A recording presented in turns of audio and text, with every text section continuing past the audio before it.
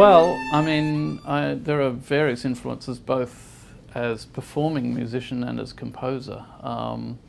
And one person that sort of lives in both camps is certainly Paul Hindemith, who, you know, for viola players is kind of a trailblazer in many ways, but also as a composer. And just for someone to have made and had the career that he had as a composer from the viola, I always found particularly inspiring even before I came into composing myself. So he was, you know, a significant figure for me as I got to know his work and play his viola works.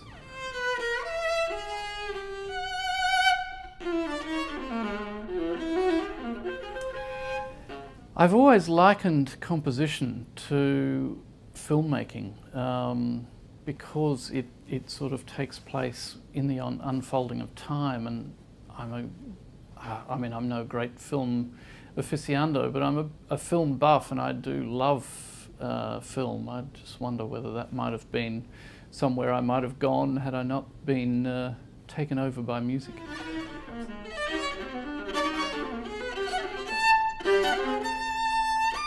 Well, on the plane coming over from Australia this last time, I ended up watching the entire first season of The Newsroom. I'd been a fan of The West Wing, and so, you know, I just got into, you know, Aaron Sorkin's stuff, and that was fascinating. Certainly passed the time on a long-haul flight.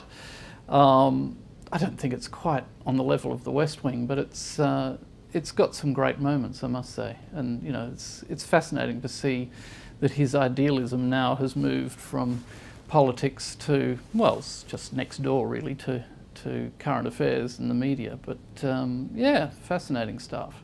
I also, you know, I like the way he, you know, takes stories out of the real world, and only months later they end up somehow fictionalized and thematicized in that way. It's very, very interesting.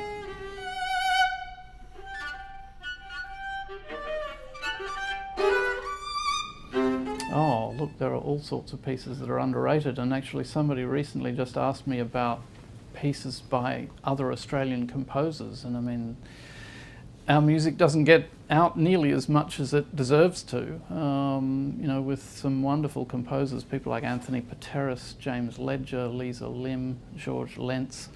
There are some wonderful voices in Australia that we, you know, that aren't heard outside of Australia nearly enough. And, you know, it's always interesting and a delight to be able to introduce audiences to music that they don't know. There's more happening down under than just, you know, cricket and footy.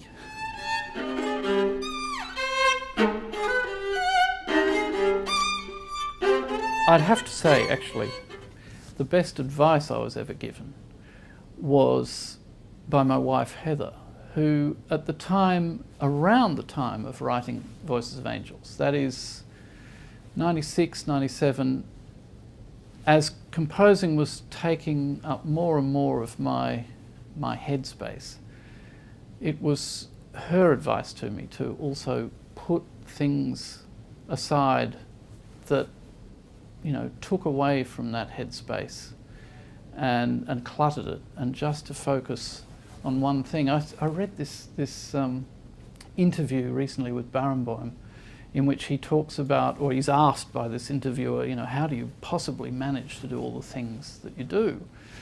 And he simply said, well, I only ever do one thing at a time, and whether that be eating lunch, I won't then multitask, as you know, as is so much the mode and the fashion nowadays, but just concentrate on one thing at a time. And in a sense, our conversations back then were honing in on that same idea. Just then, when you do just one thing at a time, you can do all sorts of things, but you've got to give your brain the space to concentrate on it fully and not split yourself.